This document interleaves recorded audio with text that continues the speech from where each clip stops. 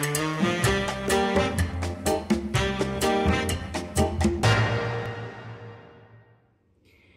friends, today we're going to make a chicken pot pie. It's a little cold, so we're going to do a comfort food today. And this recipe I got from my Aunt Bee. And it's really easy and it's really delicious. So let's get started. So I got 2 large chicken breasts. You can use 3 smaller ones. And if you like your chicken shredded, you just go ahead and do that. We prefer our chicken to be fairly a little bit bigger than that, so I cubed mine. So that's what I'm going to go ahead and do. So I'm cubing mine, and I'm going to put a little olive oil in a skillet and let that start heating up while I finish my chicken, cutting up my chicken. We've been making this. This was one of the first things I started making when we first got married. My husband loves it, and so we've been making it ever since. Now you can use, if you don't want to have to do chicken breast and cook your chicken and stuff, you can. I've seen people use canned chicken, but I just always prefer to go ahead and cook it myself. All right, and then we're going to season it with a little bit of salt, some pepper, and some garlic. And if you want to do onion, you can. I'm not going to do that today. Okay, I've got my chicken here. And we're going to wait on that just for a second.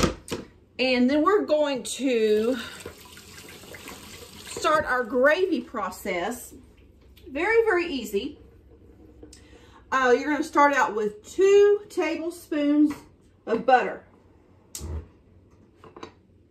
So go ahead and get your 2 tablespoons of butter. Let that start melting. And we're going to use 2 tablespoons of flour. It's going to be kind of like making a gravy. Now I am going to do something that she does not do. I'm going to add a can of cream of chicken. This is just a store brand. And then 3/4 to a cup of cheese. And Aunt Bee didn't do it that way, but we're going to do that way today. And also, if you do not want to make a pie crust, you can cheat and do like I'm going to do today. And I'm going to use a frozen pie crust. So let me get that out. You can also use those really cheap biscuits in the can. And you can just cut them up, dip them in butter, and put them on your top. I don't do a bottom crust. I just do a top crust. So, I think my oil is starting to get hot. So I'm going to go ahead and let my chicken start frying.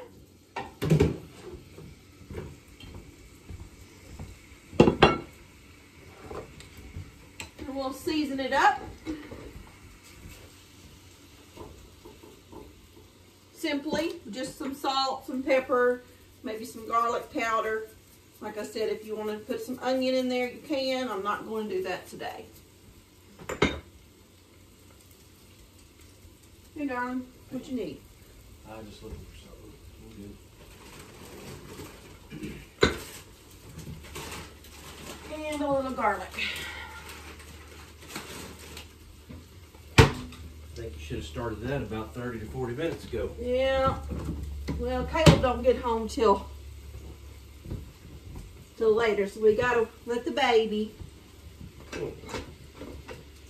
Wait for the baby. Okay, so we got our butter melted. Now, if you know how to make gravy, I'm just lifting this up while I talk. If you know how to make gravy, this is easy. If you will keep your ratio, 2 tablespoons of butter to 2 tablespoons of flour to 2 cups of milk, it'll always work, okay? It will always work. So I'm going to go ahead and put my 2 tablespoons of flour. I've done this enough that I can just pretty much eye it. And you're just going to work that around until you cook that flour taste out, okay? You don't want to brown it, but you just want to cook the flour taste out. And it's going to be lumpy like this. See how lumpy that is? That's fine.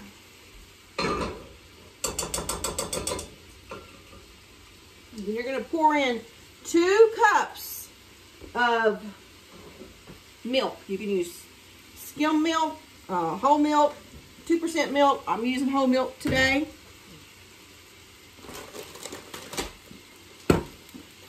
Made a little mess. It's probably cooked good.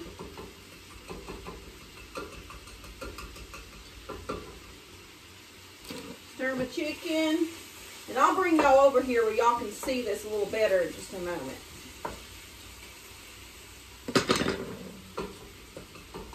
Okay, let's start pouring in. You want to do kind of slow at first. Turn my fire down. And I'm going to just work those lumps out in that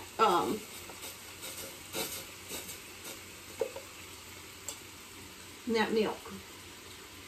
If you have a little whisk, it works wonderful. I got this one at Pampered Chef. I don't do anything with them as far as monetize or anything, but their stuff is pretty good. Alright, so I'm going to go ahead and pour the rest of that in, and then I'll show you just a moment. You need to keep it stirred. That's one thing about gravy. You don't want it to stick. I'll turn it up just a little bit and let you see. Let's see. See, right now it's real watery. So it is going to thicken pretty quickly. So I've already worked all the lumps out. And you're just going to kind of keep it stirred until it starts thickening. You can put some salt, some pepper, some more garlic powder in there if you wish, just so it's not bland. This is something really good to make ahead of time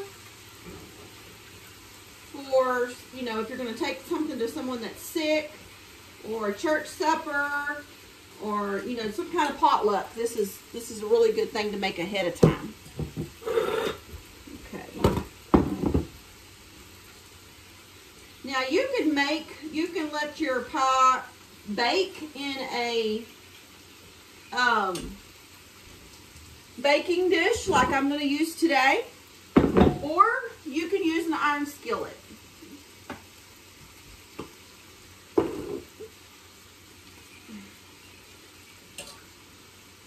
I'll turn my fire up just a little bit now that I've got this incorporated.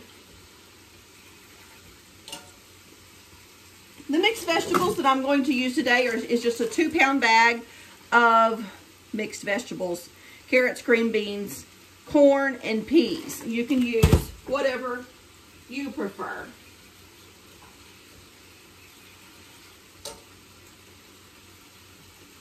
Go ahead and spray my edges.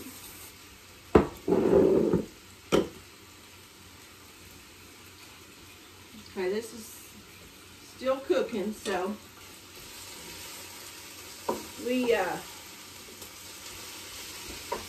Caleb don't get home for about an hour and a half, so I'm gonna go ahead and put this together, and then we'll let it bake here in a little bit.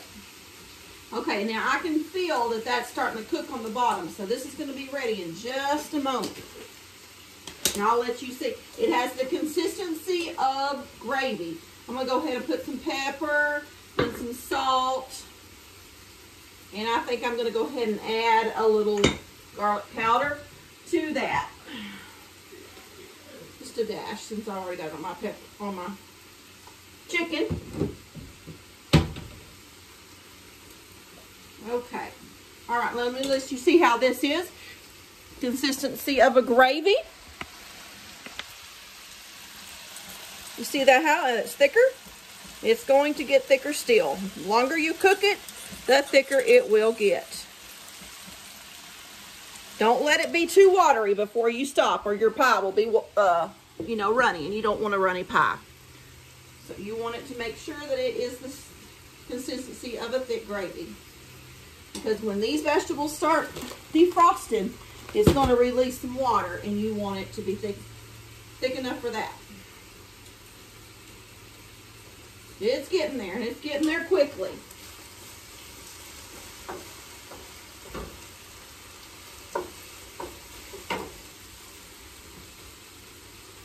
Okay, I think I'm going to go ahead and turn it off, and I'll show you how thick it is. See how thick that is? That's just like you were going to have a breakfast gravy. Okay? Sorry for y'all moving around. Hope I'm not making you too dizzy. Okay, at this point, I'm going to add a can. This is totally optional. I mean, I've made it for years just like this. But today, I'm going to add a can of chicken, cream of chicken, and some cheese. You can do straight cheddar, or you can do, I'm doing the Colby Jack, and I've got about, probably right at a cup there. Let me get me a little spatula. This little spatula is the best little spatula for getting things out of a can. And it is also paper chef. It gets all your good stuff out of there. You don't waste anything.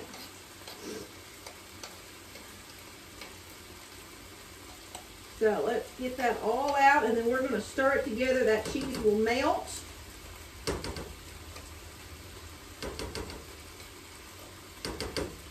Okay. Cheese will melt, and we will have a little bit more gravy that way.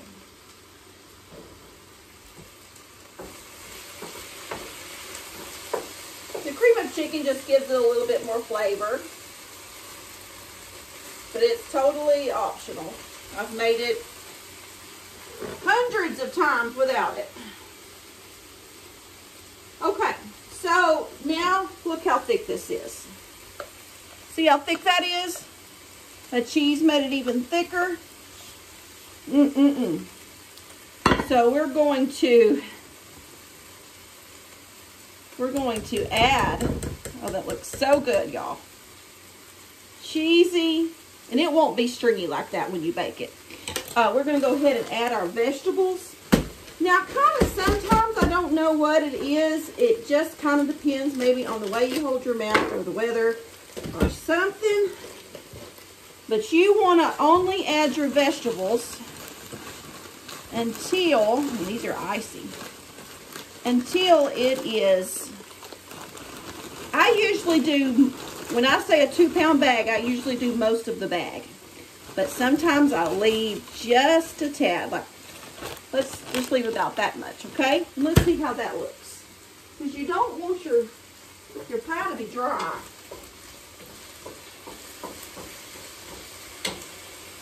If you feel like it is, just add a splash of milk.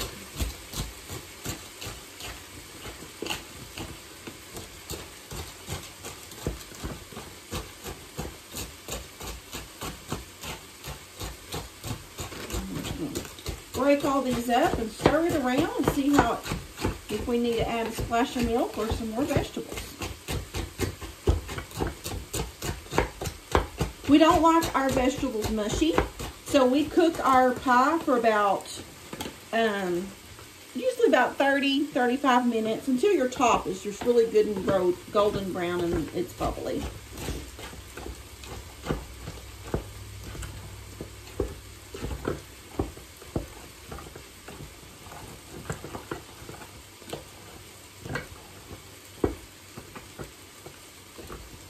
Just looks delicious, y'all. Let me stir my meat again. I like my meat to be brown.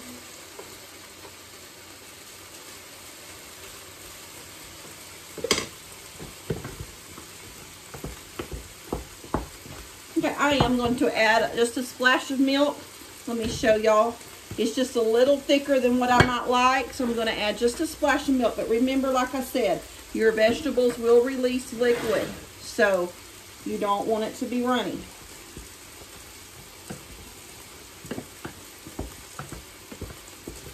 Maybe a tablespoon to 2 tablespoons. Okay? All right, that's kind of how I want it to look. So we're not going to use the rest of those vegetables. Go ahead and turn this into our pan.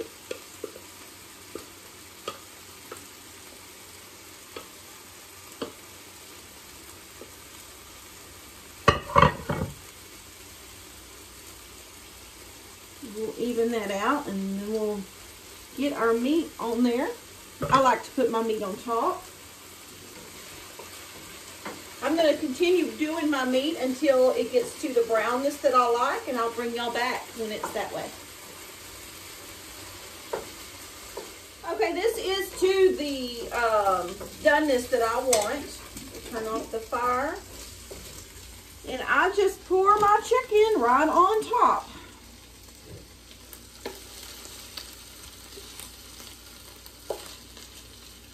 We like our chicken to be a little crispy. Okay, we do just like that. And I just press it down. Do y'all like your chicken like this, or do y'all like shredded chicken? Put down in the comments, tell me which one that you prefer, or if maybe you've never even had it this way. Let me know how you like it. Now I'm going to move that chicken around so every bite has a piece of chicken. My husband likes lots of chicken in his chicken pot pie. Okay, so here we go. We've got it all kind of mashed down. That look good, darling? Okay, now we're going to put our pie crust, and like I said, you can you can cheat like I am and not make your crust, or you can take biscuits and you can cut them up in several pieces and dip them in butter and then put them on top. Whatever one you want. So I'm going to seal this up real good. This is just a Pillsbury pie crust. We do have a very good pie crust recipe here on the channel. It's actually my mom's recipe, Granny's, and so if you want to check that out, it is awesome. Okay, make sure you seal that real good because you don't want to, you want all that juice and stuff to stay down in there.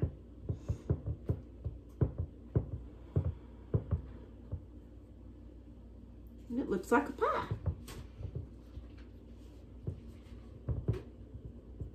And I always like to cut some slits in top, so it does, if it does need to bubble out. And I'll show you how I like to do it. I do like a big X, but the center doesn't touch. So your two top ones, and then your two bottom ones. Just like that. Just so you have some good vents. Plus it kind of makes it pretty. And then I just make some small vents every other one. And then one in the middle.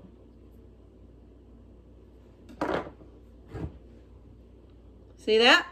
Okay, now we're going to stick this into a, however your oven is, I don't know, 350, 375, for about 35 minutes until this crust is real good and brown. Okay, we'll be back in a minute. Okay, guys, it's ready. Isn't that beautiful?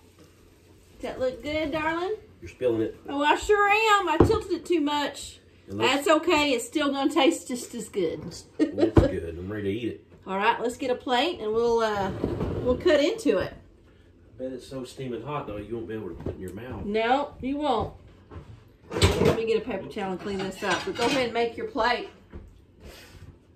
All right. Insist.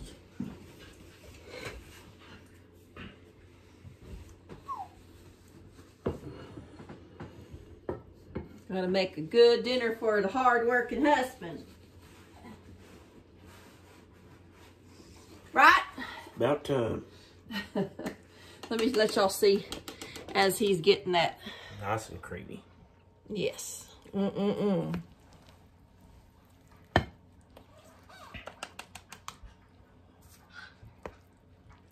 If you want to do a crust on the bottom, you absolutely can, but we like it just like that.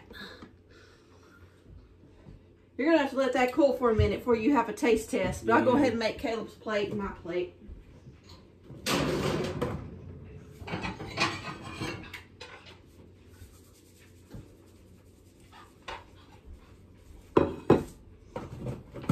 I love the crust. Yep. Make sure you spray that rim though, because that crust likes to stick.